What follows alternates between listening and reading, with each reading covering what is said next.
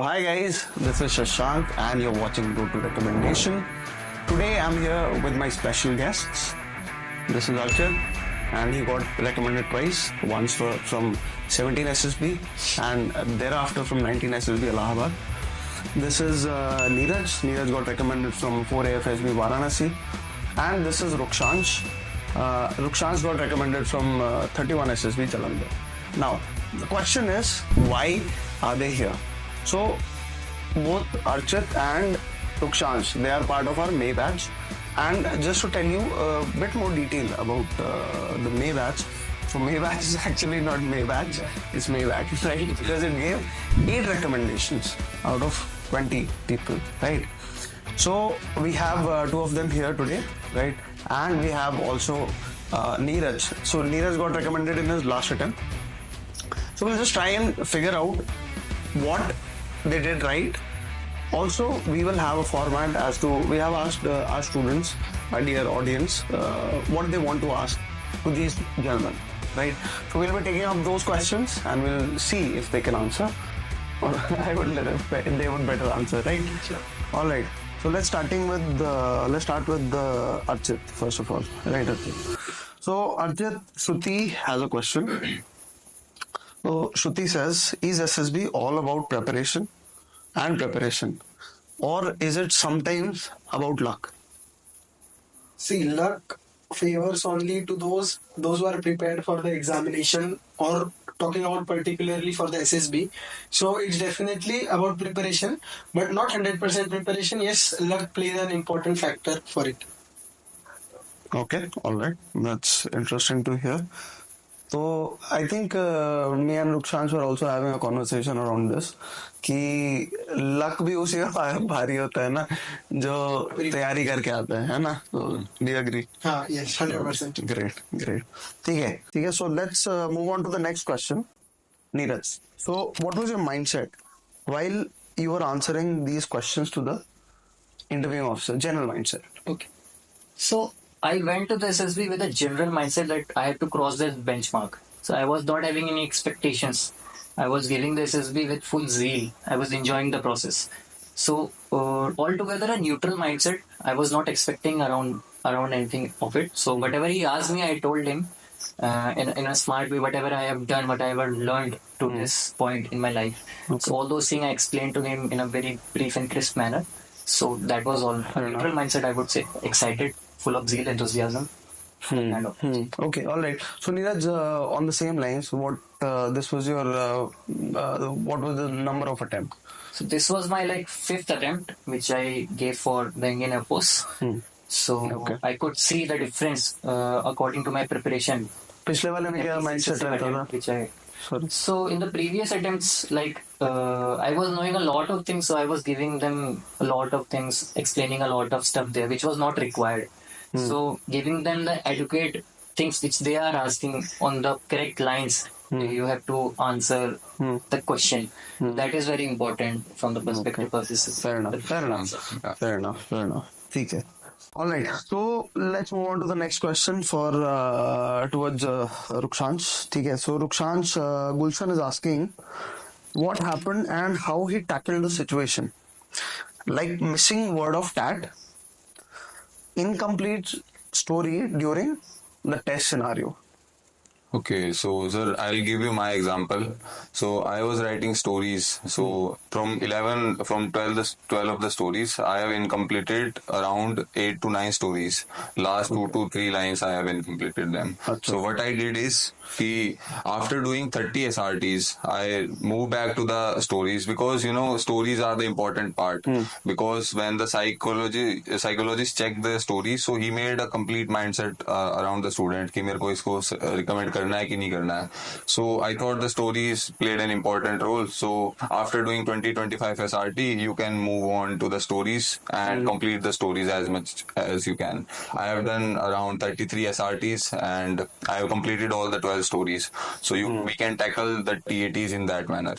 And for the missing word, we can use Hindi words, so there is not a problem at all in that. Archit. Okay. So Archit, again, Gulshan is asking कि group dynamics while being competitive and while being tested, And how did you manage to be good to others at the same time being competitive?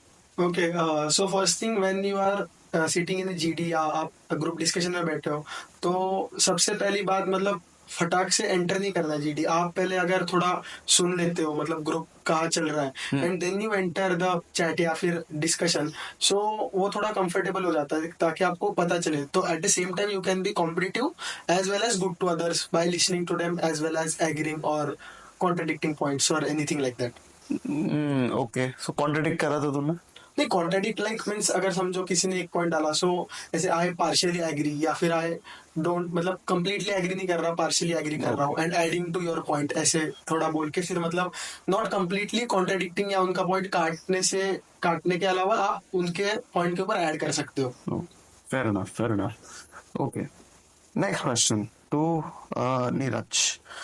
Okay, so Neeraj, Archana asks, how did you declutter your thoughts, and how has the process of preparation molded them for good?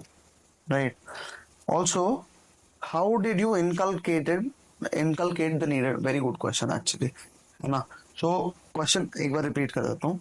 Declutter कैसे किया thoughts को, and preparation ने कैसे? How did it mold them for the good? And how did you inculcate all the qualities required? So what strategy I followed is, तो मैंने क्या किया like I used to have a lot of thoughts around the story, around the bat, everything. So after taking your course, I got to know like you need to follow if you want to clear the SSB, you need to give them specifics. You need to follow a specific framework in order to clear that story or whatever task is being determined.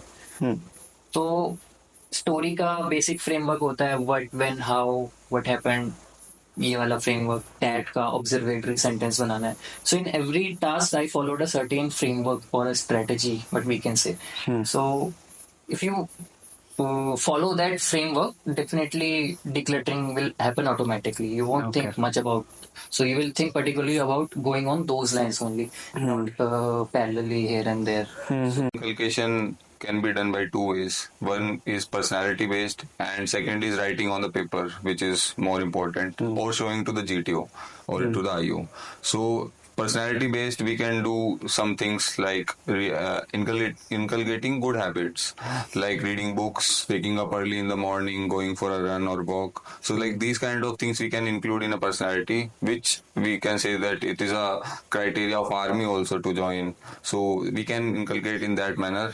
Also, playing sports and participating in extracurricular activities will help in molding the personality. And qualities, you don't have to worry that we have to inculcate those 15 qualities. You will inculcate all the qualities by this. Naturally. And by the good guidance of sir, we can able to write the good stories in the psych test. So, quality sometimes it happens कि qualities है बंदे में लेकिन वो show नहीं कर पा रहा बार बार कॉन्फ्रेंस आउट स्क्रीन आउट्स हो रहे हैं तो उसके लिए गाइडेंस इंपॉर्टेंट है वो हम साइक टेस्ट और आईओ को शो करने के लिए जीटीओ को शो करने के लिए गाइडेंस इंपॉर्टेंट है तो ऑन द सेम नोट रुक्षांश कोई book recommendation since you mentioned Yes, sir. So you can start with The Alchemist by Paulo Coelho. It is a quite good book, and you will develop interest. And after that, I would suggest Norwegian Wood by Murakami Haruki. So you can go with it. All right. Fiction books? Yes, sir. Fiction, non-fiction, whatever you want. Okay. Just read. Fair enough. ठीक है. चलिए. So next part, last part of the question was कि how in the preparation phase, how did you change the your mindset for good? हाँ जैसे अभी रुक्षांश ने mention किया कि प्लेइंग स्पोर्ट्स टीम गेम्स या जो भी है तो उसकी वजह से आपकी पर्सनालिटी डेवलप होती है so when your personality develops तो आपके थॉट्स भी उस डायरेक्शन में जाते हैं एंड इट मीन्स वो ग्रेजुअली या साइमल्टेनियसली सेम मतलब वो अच्छे डायरेक्शन में जाते हैं एंड एडिंग टू इट अगर आप हेल्दी डिस्कशंस करते हो आपके किसी भी प्लेटफॉर्म पे तुमने कैसे करा था जैसे अभी मैंने आर्टवार ज्वाइन किया था तो जब भी सेशंस होते थे तभी कोई भी पिक्चर दिखा देते थे उसके ऊपर डिस्कशन होता था सबके रिव्यूज लिए जाते थे मतलब सबकी स्टोरी एक बार डिस्कस होती थी फिर रिव्यूज दिए जाते थे so that help me to means form my story and definitely take that in a good direction तो और मतलब वो खुद ब खुद अच्छा आउटकम आता था उस स्टोरी का okay Fair enough. Fair enough. All right. So I hope that answers the question. Next question की तरफ चलते हैं. Okay, so very interesting one. Right. So I think बहुत लोगों का ये वाला डाउट रहता है ना, and more than n number of times I get this question every time. ठीक है. So the next question is to Neeraj. All of you can also answer. How to make innovative story? Is it most important for recommendation or screening? So, like what I said earlier, कि categorization stories का बहुत important है. तो stimulus is in such a way that अगर आपको वहाँ पे accident दिख रहा है, fire दिख रही है, you won't make innovative stories there. You will go with a natural response कि मैं I will save the people, general welfare की. Then for making innovative stories, there is a certain element to the story. Suppose man is standing there thinking about something, then you can approach with an innovative one. Innovative element होना चाहिए story में. So innovative element is something like there are big valley mountains, so someone is looking at those mountains. So वहाँ आप अपना innovative creation कुछ डाल सकते हो. If you have experienced anything in your life, you are looking at some mountains, whatever you are thinking, maybe a mountaineer story will go there because mountains are there. If you go with a natural geologist type of stories, these kind of stories, so innovative element बहुत ज़्यादा ज़रूरी होता है. Suppose person भी नहीं है, but there are some books which are lying on the table, then you can make a good story around career progression or something with scientist, Research purpose, curiosity based. Kid was there who was discovering something interesting. So these और इनको थोड़ा थोड़ा अपनी life से related whatever you experience in your life, so accumulating those experience in one sheet of paper and then creative innovative elements out of that and then putting those elements in those stories. और sir कभी कभी क्या होता है कि हम innovation के चक्कर में वो चीजें डालने लग जाते हैं कि जिनके बारे में पता ही नहीं होता, नॉलेज नहीं होती.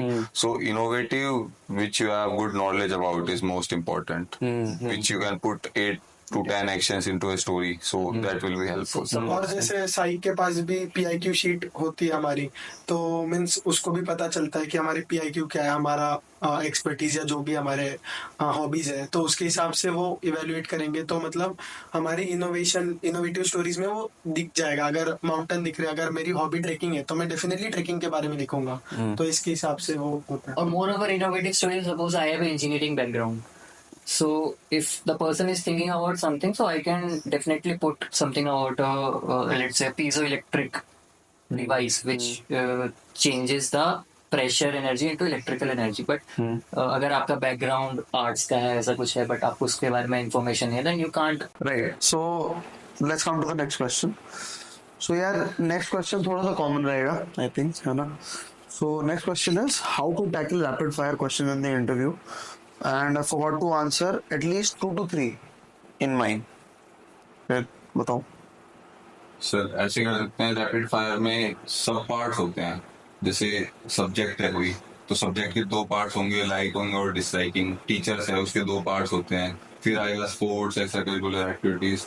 तो काइंड ऑफ फिक्स क्वेश्चन है और इसको सेट में याद कर सकते हैं. उसके लिए एक प्रैक्टिस और कर सकते हैं, जैसे न्यूज हेडलाइंस देख के, जैसे 100 खबर ऐसे आ जाती है ना आज तक वगैरह, तो उसमें से रिमेम्बर करने के लिए जैसे 10 सुन ली तो उसके बाद रिकलेक्ट कर सकते हैं कि कैसे कैसे. Okay perfect. और भाई ये कह रहे हैं कि I forgot 2 to 3 questions in mind. तो ऐसे में फिर क्या करें इंटरव्यू सिचुएशन में? वो तो जेंटली इंटरव्यू ऑफिसर से पूछ सकते हैं, sir can you please repeat that. Initially तो हम खुद याद करने की ट्राई करेंगे, अगर मतलब वो कोरिलेट करके. अगर जैसे इनिशियली हमको पता होता है कि क्या क्वेश्चंस आने वाला है, वो तो अवेलेबल होता है सब इंटरनेट पे, तो मतलब ऐसा हो सकता है कि ये क्वेश्चन छूट गया तो हमें खुद ही रिकॉल हो जाता है. तो इंस्टेड ऑफ आस्किंग डायरेक्टली हम पहले खुद सोच के फिर पूछे उनसे कि क्या छूट गया. So what I followed this time is like every time वो questions पूछता था तो मैं रिपीट कर रहा होता था मन में कि अच्छा पहला ये पूछा है, दूसरा ये पूछ रहा है, सीक्वेंस बना रहा होता. तो this time I just listen very carefully. अच्छा ये पूछ रहा है, पूरा रिसेप्शन किया क्वेश्चन का, सीक्वेंस में कुछ नहीं करा और फिर एक एक करके आंसर किया. तो जब आप अच्छे से सुनते हो तो माइंड में घूमता रहता है, अच्छा अब ये पूछा है ये पूछा, तो कीवर्ड्स घूमते रहते हैं, उस हिसाब से आप देते रहते हो। क्योंकि अगर आप सीक्वेंस बनाने में लग जाओगे फिर आपका ब्रेन का टेंशन वहीं चले जाता है, तो then you definitely miss out on question. Content खत्म हो जाता है। और फॉरगेट कब करते हैं, जब किसी एक क्वेश्चन के ज्यादा डीप में चले जाते हैं। तो हर क्वेश्चन के जितना हमको प्रेजेंट करना है, जितना ब्रीफ, जितना पॉइंट टू पॉइंट हो सके उतना अच्छा रहेगा। थोड़ा सा एक्सप्लेनेशन के साथ, लेकिन ज्यादा भी डीप में चले जाएंगे तो फिर ऑटोमेटिकली भूल जाएंगे। डेफिनेटली ठीक है, ओके फाइन। सो ओके, एक बहुत ही इंटरेस्टिंग क्वेश्चन है। सो SK asks, many psychologists on YouTube say that writing basic or simple factual sentences in VAT means the candidate will get 0 marks for that word. ठीक है? How is someone supposed to think of something impressive in a few seconds? ऐसे impressive ऐसे कुछ अलग मतलब ये अलग sentence लिखना ऐसे कोई हार्ड एंड फास्ट टूल नहीं होता। जस्ट एक काइंड ऑफ सेंटेंस रहता है। We have to avoid some words, जैसे ही शी इट हम लोग अवॉइड करते हैं। ऑब्जर्वेशनल सेंटेंस लिखने की ट्राई करते हैं, बस वैसे ट्राई करते हैं। कुछ ऐसे अलग आउट ऑफ द वर्ड लिखने की कोई जरूरत नहीं होती, मतलब बैट के लिए। Fair enough, okay. So यहाँ मैं बोलूँ तो जैसे like if I recall my preparation, so I was taking some guidance from a captain of my unit. So we arranged a meeting. My father arranged a meeting, and the captain asked me like make a sentence on kill. So the first sentence I made was that tiger killed the deer. So he just fucking laughed and said that's the most absurd thing I have ever heard. So like observatory sentence बनाना बहुत जरूरी है, और it's not like कि, और आप अगर देखोगे तो बहुत सारे वर्ड्स रिपीट होते हैं, सिनोनिम्स भी होते हैं आपस में, और कुछ कुछ ऐसे वर्ड्स होंगे जो स्टोरीज में भी आपने लिखे होंगे। So take it from there also. So इस टाइप की भी रिपीटिशन आ जाती है, तो keep that also in mind. Interesting, okay. और एक कॉज एंड इफेक्ट वाली फ्रेमवर्क यहाँ पे भी फॉलो कर सकते हो कि हैप्पीनेस, हैप्पी होने से क्या होता है, हैप्पी होने से ज्यादा प्रोडक्टिव हो पाते हैं। So you can make a sentence around this line, इससे ये होता है। सो दैट है। Fair enough, okay. Next question चले? Okay, so Amandeep is asking, tell me why you didn't get recommended in your last 2 attempts, and how, or last whatever number of attempts है ना, and how did you prepare for this one? तो फिर बताओ यार, आप ही बताओ फिर कैसे प्रिपेयर करा था। सो इनिशियली मैं जब फर्स्ट अटेम्प्ट के लिए गया था, मतलब फ्रेशर अटेम्प्ट NDA 151 के लिए, सो जब मैंने जब कोचिंग ली थी, सो मैंने एकदम बेसिक, तो मेरा ऐसा कोई ये नहीं था माइंडसेट कि मुझे रिकमेंड ही होना है सब कुछ, मतलब मेरा ये नहीं था। मुझे बस ये था कि मुझे एटलीस्ट मैं एक्सपीरियंस तो लेके आऊँ कि होता क्या है, बिकॉज कोई बैकग्राउंड नहीं था, कुछ ऐसे सिविल बैकग्राउंड से आता हूँ, सो मुझे इतना भी आइडिया नहीं था कि क्या होता है। सो मेरा फर्स्ट टाइम की यही था कि मैं कम से कम एक्सपीरियंस लेके तो आ जाऊँ। सो मैं जब स्क्रीनिंग हुआ देन आई थॉट ठीक है अभी मेरा काम हो गया, at least I can stay here for 5 days, मुझे अपना बैग अनपैक करने के लिए तो मिल ही जाएगा।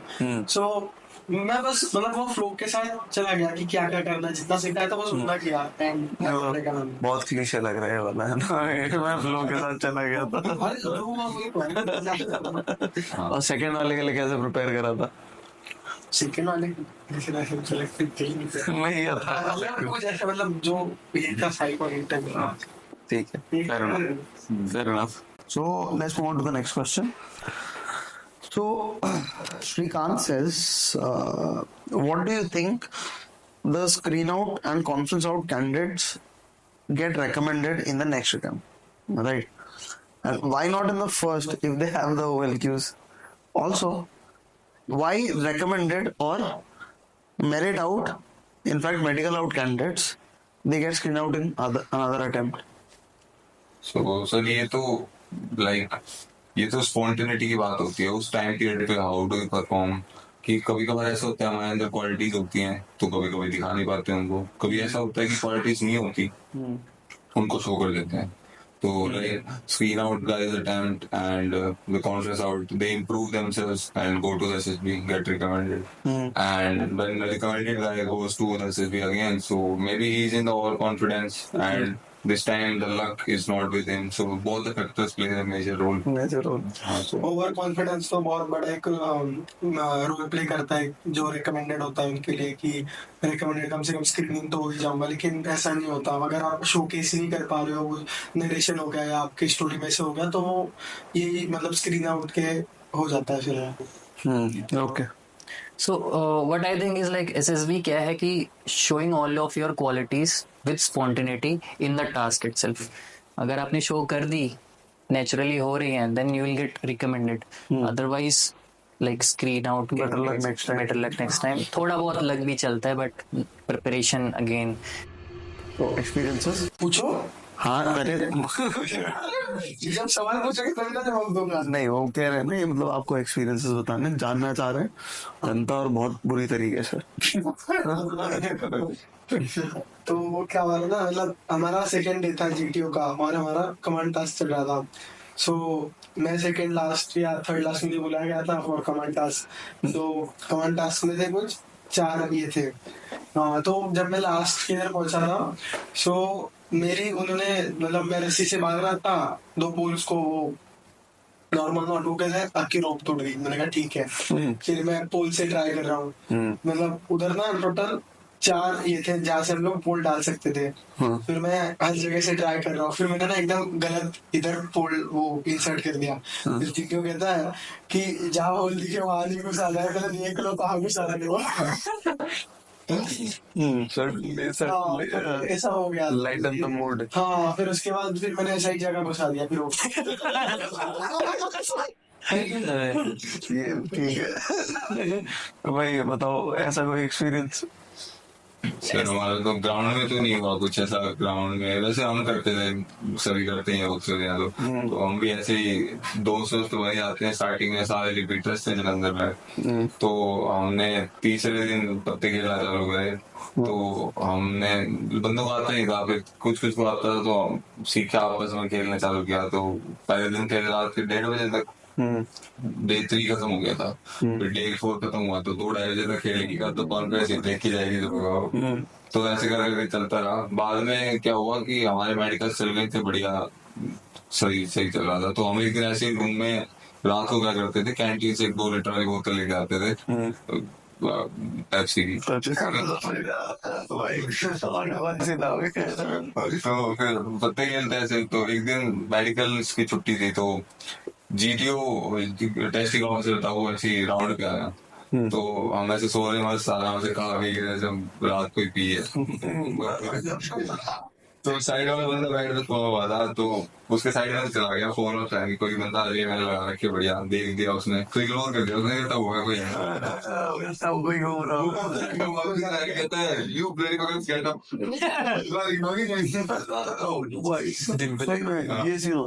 सही हुआ था। फिर उसके बाद फिर उसने देखा कि हमारी जैसे चड्डियां सूख रही हैं, उसके अंदर चेस्ट नंबर सूख रहे हैं, चेस्ट नंबर रखे हो। तो कहता है you forgot your undies are lying over your head, you are already lying. So कहता I am giving you 2 minutes, start wrapping up this, otherwise I cancel your candidature। तो हमने फटाफट हो गया। 2-3 बजे सुबह? 2-3 मिनट में नहीं, सुबह 6 साल। सुबह अच्छा 6 साल। ये फर्स्ट टाइम सुना मैंने। Okay, interesting.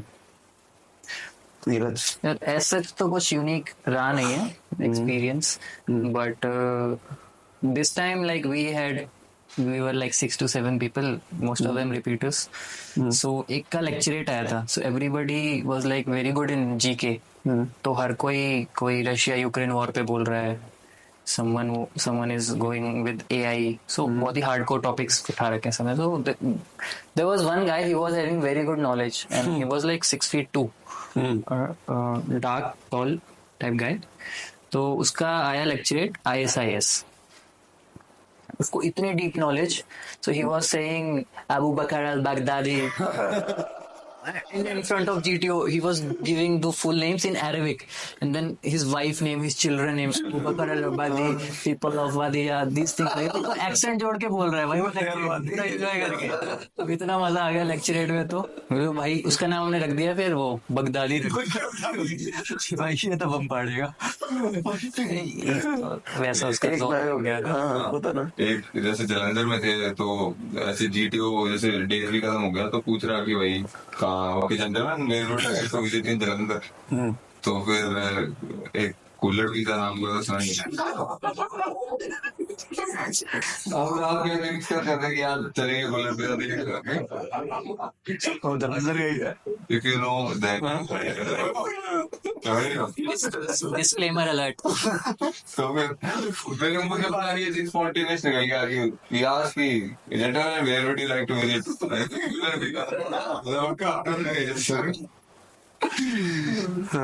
भाई ऐसे तो मतलब इतने लेवल के तो नहीं है मेरे पास, बट व्हाट हैपेंड इज कि अब देखो यार, फौज में हर बंदा जा रहा है, ठीक है, तो वर्दी में सल्यूट मारने का तो वो होता ही है, शौक है ना कि अब सल्यूट हम मतलब सुबह वॉशरूम में जाते हो सल्यूट, ठीक है.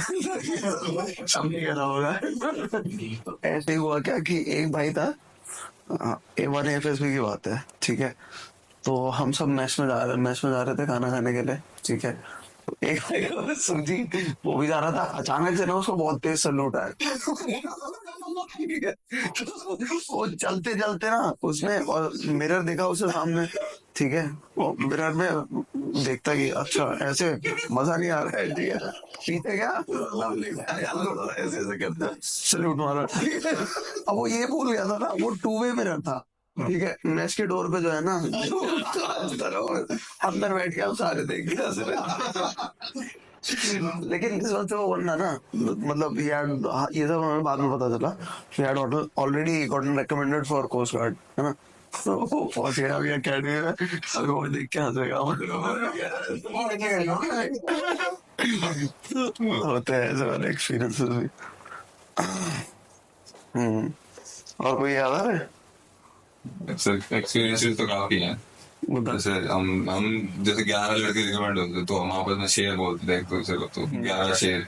तो ऐसे ही हम रात को घूमते थे, जैसे 31 सेल्सियस भी है और 32 सेल्सियस भी है, तो उसके बीच में 100-150 मीटर का गैप है. तो रात को 3 बजे बैठ 3 बजे जाके हम स्प्रिंट मारते. राइट. सो नेक्स्ट क्वेश्चन आया है, काफी इंटरेस्टिंग है और बहुत ही ज्यादा बात पूछा जाता है. The question is how do I take my personal interview in the direction in which I want. ये तो सर आप जैसे आंसर डिपेंड करते हैं, जो चीजें हम शो करना चाहते हैं, जो हमारी अच्छी क्वालिटीज हैं, जो हमको जिनके बारे में नॉलेज आता है, तो उसके छोटे छोटे हिंट्स वी कैन पुट. जैसे टेल दे दी तो फिर वो धीरे धीरे आएगा उसके ऊपर. जैसे आप रिपीटेडली एक शब्द बोलते रहोगे, ऐसे जरूर नहीं हर बार हो, लेकिन फैमिलियरली होता है कि आप एक शब्द को बार बार ज्यादा यूज कर रहे हो, तो obviously the person will grab the attention of it. So ऐसे करके लीड्स छोटी छोटी छोड़ते जाएंगे, तो पकड़ता हमारी गुड क्वालिटीज पे जाएगा. तो फिर बट आई थिंक इसका भी ना 2 पार्ट्स हैं कि एक तो वो वाला पार्ट है, देखा एक बंदा है 1.5 आना, ठीक है, तो अब उससे बात हो रही है, सामने से ही पता चल रहा है यार इस बंदे में ना is all show no substance, है ना. तो ऐसे में आपको बार बार रिपीट कर रहे हैं तो बहुत ज्यादा ऑब्वियस भी हो जाता है ना. तो मतलब एक ट्रस्ट वाला फैक्टर जो है ना, आई थिंक वो होना चाहिए.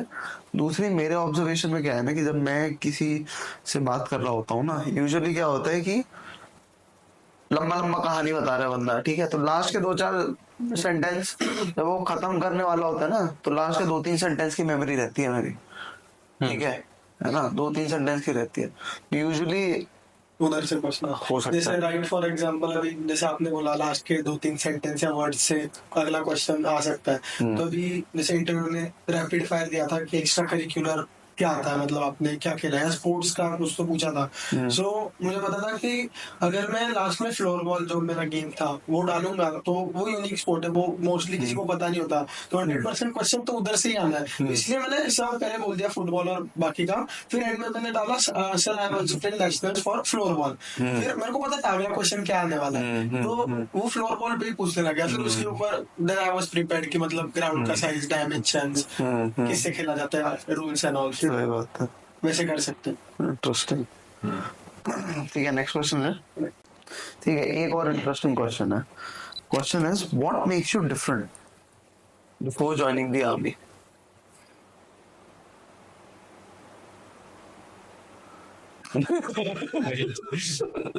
नहीं, अच्छा क्वेश्चन है। मतलब आप ये पूछ रहे हैं कि सिलेक्ट होने से पहले भाई हम क्या कहते हैं, क्या है डिफरेंट बंदों में डिफरेंट क्या है कि हम कह सकते हैं कि यार ये बंदा है भैंस की आंख। तो भी ठीक है, पंचायत में ये तो डिफरेंट है।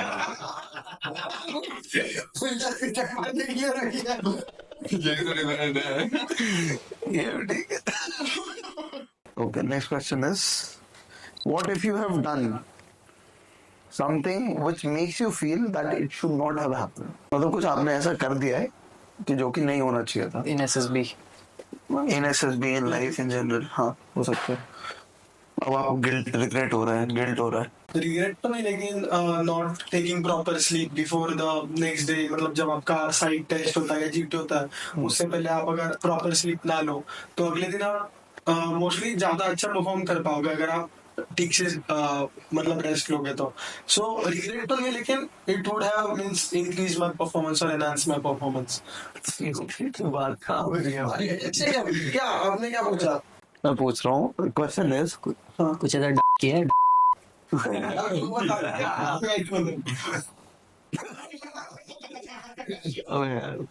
Alright, so next question.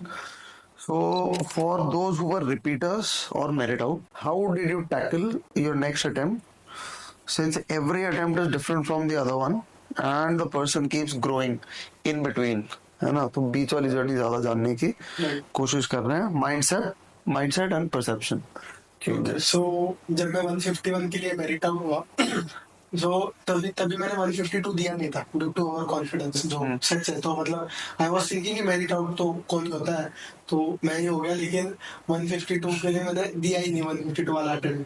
सो 153 के लिए मेरे पास काफी टाइम था, ऑलमोस्ट 6 to 7 मंथ्स थे। तो फर्स्ट जो मैंने सबसे पहला थॉट था कि इस बार रिटर्न में मतलब we have an attempt, we can still get through. तो सबसे पहले मैंने रिटर्न का स्कोर बढ़ाने की ट्राई की, मैंने प्रैक्टिस ज्यादा किया, सो वो रिटर्न का पार्ट हो गया। सो मैंने उस पर ज्यादा फोकस किया। एंड एसएसबी मैंने मतलब जो फर्स्ट टाइम किया था, बस जो रिपीटर्स के लिए जो क्वेश्चंस थोड़े चेंज होते हैं या फिर उन्हें जरा मैच्योर वे में टैकल करना पड़ता है, जो एग्जाम्पल देगा। जैसे टैट के रिस्पॉन्सेस हो गए आपके जो फर्स्ट या मतलब फ्रेशर अटेम्प्ट में आपके थोड़े निगलेक्ट किए जा सकते हैं, वो रिपीटर अटेम्प्ट में नहीं होते आपके। तो मतलब वो थोड़ा जैसे एक फ्रेमवर्क, जैसे नीरज ने पहले भी बोला था, एक फ्रेमवर्क होता है टैट को लिखने का, तो वो थोड़ा इम्प्रूव किया। जैसे वैट के ऑब्जर्वेटरी सेंटेंस होते हैं वो लिखे, या मतलब पूरा एक ओवरऑल इम्प्रूव करना पड़ता है उस सारे को। So that was the change I made for change in perception and mindset. क्या रहा परसेप्शन? मतलब परसेप्शन तो मोस्टली सही होता है। माइंडसेट, अभी टॉकिंग अबाउट माइंडसेट, तो माइंडसेट तो यही था कि इस बार देखो, क्योंकि एसएसबी के मार्क्स अपने आप में नहीं होते, सो तो more focus was on return.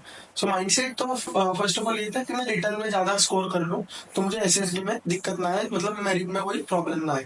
तो और एसएसबी के लिए तो मतलब जो पहले की स्ट्रेटजी थी वही फॉलो करते हुए हो गया। ठीक है। ओके, नेक्स्ट क्वेश्चन बहुत interesting because I think most of us can relate with this, right? At least I can, right? So, question says, have you ever doubted yourself if you are capable enough or not for joining the forces? If yes, then how did you get recommended? And is it normal to everyone who aspires to join the Indian Army like having this self-doubt? So I think repetitive आप देते रहते हो SSBs, in between you grow also from your day-to-day experiences, whatever you are pursuing in life also. तो अगर self doubt आता है, अगर आपके 3 स्क्रीन आउट्स हो रहे हैं, 4 स्क्रीन आउट्स हो रहे हैं, रिकमेंडेशन नहीं हो पा रही है, it's very normal with every human, all of us are human, even the officers are human. So self doubt वाला क्वेश्चन हमेशा आता ही आता है, but deep down you know कि yes you can make it. Confidence रहता है. You just have to grow out and root out of your insecurities, approach the SSB in a particular direction, have some guidance. So one day you will sail through. So these kind of things happen. Okay. Fair enough. Yeah. Yes sir. तो जैसे doubt अगर चीज होती है, self doubt, वो उसी बंदे को आता है जो सही में तैयारी कर रहा होता है. कई बार होता है रॉन्ग डायरेक्शन में चल जाता है, लेकिन कोई बात नहीं. लेकिन डाउट तो उसी को आएगा जो तैयारी कर रहा है. So keep analyzing, keep repeating the things, improving the mistakes will help in it. और डाउट वगैरह जैसी चीज आए या फिर कभी ऐसे लो फेजेस आते हैं लाइफ के, तो do the things which you like. तो जैसे मेरे को पसंद था रनिंग करना, तो फिर मैं used to go on long runs. 10-10 kilometre भाग कर पसीना निकलता था तो सब कुछ भूल जाता था. फिर फ्रेश माइंड से पढ़ाई चालू कर सकते हैं जो चीज. तो ऐसे ही है कि डाउट वगैरह आते रहते हैं लाइफ है. तो फिर इसको इम्प्रूव कैसे करना है, जो इसको ओवरकम कर लेता है वो सेल थ्रू कर जाता है, वरना फिर पीछे जाता है. जस्ट बिलीव इन योरसेल्फ कि मतलब back of the mind, Neeraj ने भी कहा, बैक ऑफ द माइंड ये चलता रहता है कि हाँ कर लेंगे, लेकिन वो एक पर्टिकुलर मोमेंट आता है कि हाँ यार मतलब हो पाएगा कि नहीं, या मेरे से होगा नहीं होगा. तो लेकिन एक बैक ऑफ द माइंड ये चलता रहता है कि हाँ यार कर लेंगे, बस थोड़ा तो फिर से कह रहा था होगा नहीं होगा. मतलब वो मोमेंट एक बार चला जाएगा, फिर मतलब वो एक बार फेज चला जाए तो you are back on track, तो वो हो जाता है, खुद ब खुद हो जाता है. And I think if you are having doubt, self doubt आ रहा है, then I think you are emphasizing more on yourself कि यार मेरे से हो नहीं रहा है, जरूर कुछ लैक हो रहा होगा. तो अगर आप में डाउट आ रहा है तो you will improve yourself with more depth. आप और उसमें घुसोगे तो डाउट आना is a good thing also. So take everything in a positive way. That's what I have approached. इस पे ना मैं थोड़ा पर्सपेक्टिव देना चाहूंगा कि लाइक मेरे को भी सेल्फ डाउट था, mostly because I never had done public speaking, right. So उसकी वजह से थोड़ा सा सेल्फ कॉन्फिडेंस की कमी थी ना. रिपीटेड फेलियर्स के बाद मेरे को ऐसा फील हुआ कि यार होगा या नहीं, बिकॉज मम्मी को बोल रही थी ठीक है. मैं जब रिजाइन कर रहा था ना, तो मैंने बॉस से पूछा, अपने मैनेजर से, ठीक है. मैनेजर ने एक ही सवाल पूछा, 2 बार से पहले स्टेज में क्यों बाहर हो गया. ठीक है. मैं सोच रहा मॉरल सपोर्ट मिलेगा, नहीं मिला. ठीक है. तो मेरे दिमाग में भी ये क्वेश्चन था, राइट. सो मैं क्या करने लगा कि मैंने नेगेटिव क्वेश्चंस पूछा अपने से. नेगेटिव इन द सेंस कि लाइक कि कुछ नहीं है मेरे में. देन द आंसर केम कि ओके नहीं, कम्युनिकेशन स्किल तो है तेरा, ठीक है. फिर एक एक करके ना मतलब ये चीजें आई, and then I realize, then I asked myself, यार do you really have it in you, right. So एक फेंट आवाज आती है, एटलीस्ट मतलब I don't have any better way to define this, right. वो बस एक इंटरनल आवाज आती है कि मैं जिस टाइम मैंने स्टार्ट करा था, मैंने कुछ सोच के तो स्टार्ट करा था ना.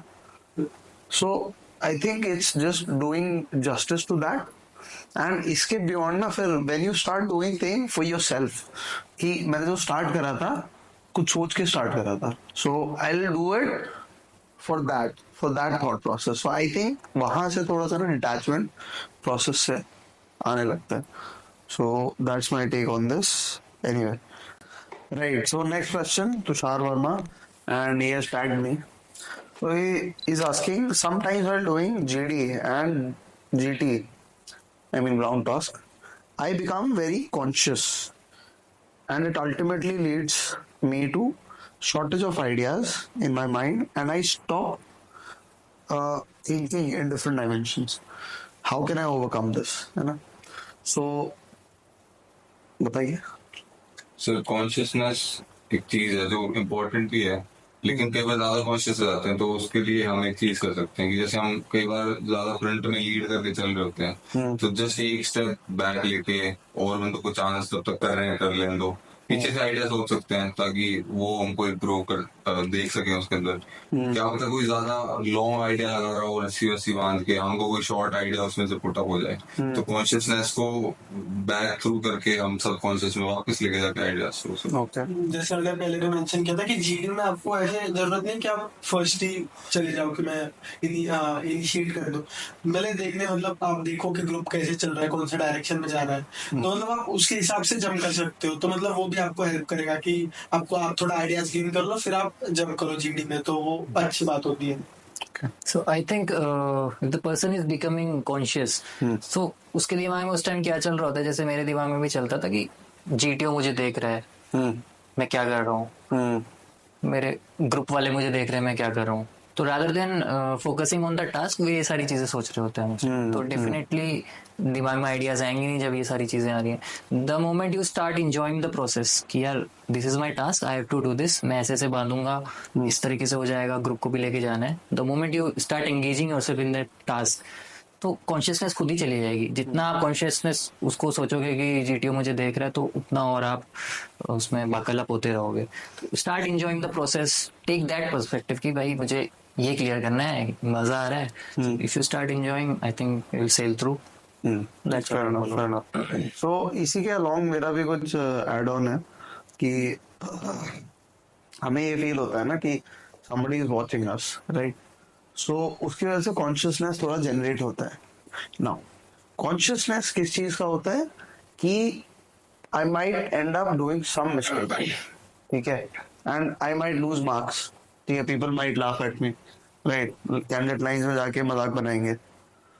So a simple solution, let me tell you, and this is one of the things if you ever read about problem solving as a topic. So one of the first things that kills creativity is pressure.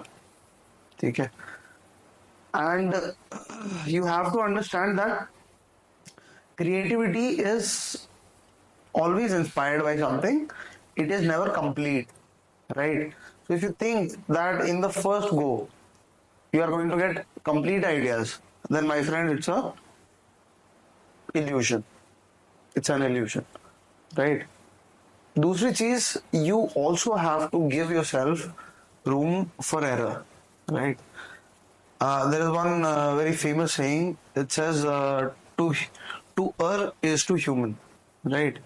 So humans are full of mistakes, and we have to accept that fact, and we have to give ourselves a room for error accordingly.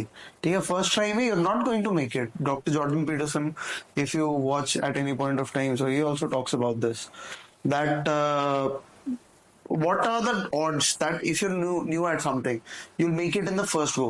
Zero, right? But it's a zigzag path always, right? Last question is, Shweta is asking, is it necessary to form stories revolving around social issues during TPDT? What if your story is completely different and nobody is listening to you in GD and cutting you off saying that you didn't have the story, so you can't narrate the common story? Happened with me in my first attempt.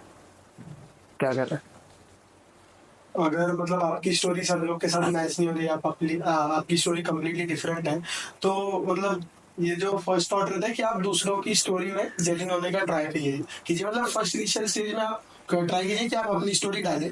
अगर नहीं हो रही accept, तो आप दूसरों की story में gelling हो जाइए जो ग्रुप चल रहा है। So that is the basic thing. अगर आपकी स्टोरी अलग है, आप ये है, और जरूरी नहीं है कि सोशल इशू पे पता है। अगर नॉर्मल है कुछ दिवाली सेलिब्रेशन या वैसे टाइप काइंड ऑफ है, तो आप नॉर्मल भी बना सकते हो। तो ऐसा कोई हार्ड एंड फास्ट रूल नहीं है उसका।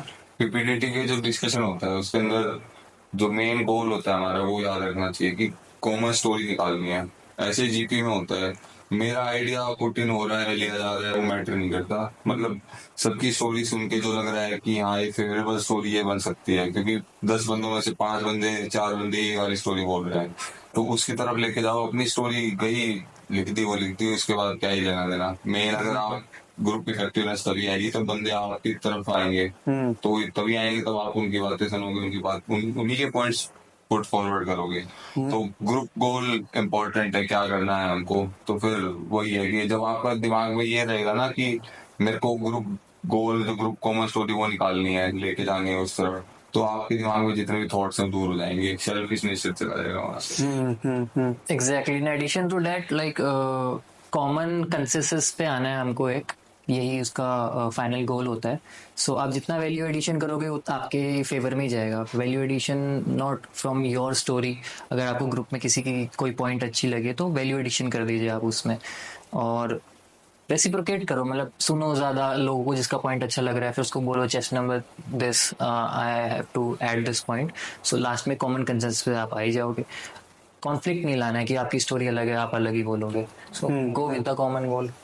ऐसा कोई ये भी नहीं कि मतलब आपने ही कॉमन स्टोरी नरेट करनी है. ग्रुप जिसको नॉमिनेट करे उसको करने दीजिए और अवॉइड कीजिए सेल्फ नॉमिनेशन. अगर जो ग्रुप अगर आपको कर रहा है तो मतलब डेफिनेटली आप आगे आके वो एक्सेप्ट कीजिए. अगर नहीं कर रहा है तो इट्स ओके कि कोई भी करे, तो that doesn't make a difference. Fair enough. All right, so I think you guys have summed it up rather nicely, है ना?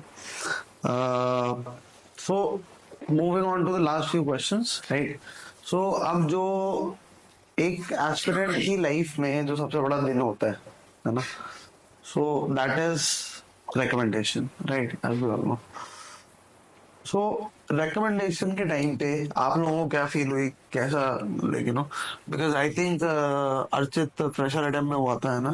बाकी दोनों बंदे रिपीटर अटेम्प्ट में हुए अपने, है ना? So what was the feeling and आपने किसको कॉल करा एंड किसको बताया सबसे पहले? तो मेरी जब फ्रेशर अटेम्प्ट में मैं बैंगलोर में था, तो मैं father was also staying there. He said मैं पांच दिन रुकूंगा.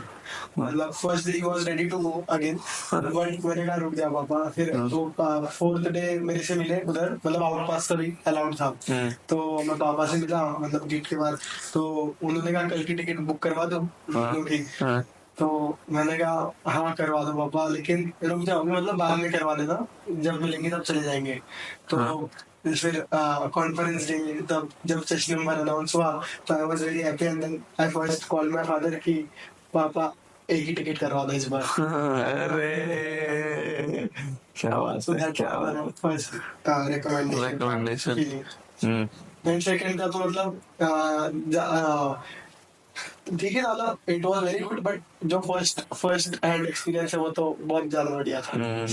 डेफिनेटली. हाँ जी. हाँ तो सर मैंने प्रिपरेशन 2021 में चालू की थी. Then it's been 3 years for preparing. एंड ये इतनी बड़ी चीज भी नहीं है, but for me it was because I have taken a drop. I was doing nothing, and in the drop also I was not able to clear the written exam. So it was the last test attempt. I was doing nothing, and I was just put all my eggs into one basket. So it was the must winning thing for me. But when I recall the recommendation moment, so I still remember we were 40 people to get screened in. So conference was started from the reverse order. So I had done good in SSB. I knew that this time some. So after that the conference was for 1 minute. So I understood कि भाई या तो clear yes है या clear no है. तो फिर उसके बाद चेस्ट नंबर अनाउंस करने आया psychologist. So he said, gentlemen, I will not waste much of your time. So starting with chest numbers, कोई ज्ञान नहीं, कोई कुछ नहीं. Started with chest number, कहता chest number 40, Rukshansh. फिर when I saw the chest number कि भाई प्लस साइन देख के मैं वो भगवान को देखा. मैं कहा सही बात है. फिर पापा को फोन किया.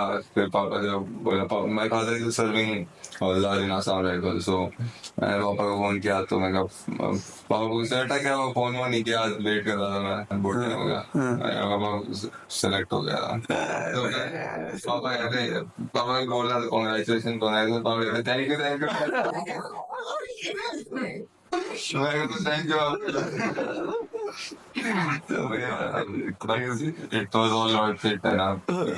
मेरे को एक टाइम पे ऐसा लगना लग गया था कि ये तो ड्रीम ही होता है, पूरे थोड़ी होते हैं. लेकिन उसके बाद देखा तो फिर चलो. Agreed. So definitely it's a good feeling when they call out your chest numbers. So I've been preparing for the last 3 years. So my friends which were recommended and they are promoted to captain, flying lieutenant. So I was like, I knew like there was I was cut for this. So मैं कर लूँगा, but the thing is it became somewhat late. तो मुझे लगा कि मतलब काफी ऐसा खुशी होता होगा. तो they announced my chess number, so it was a good feeling there, and I was standing there with other recommended candidates.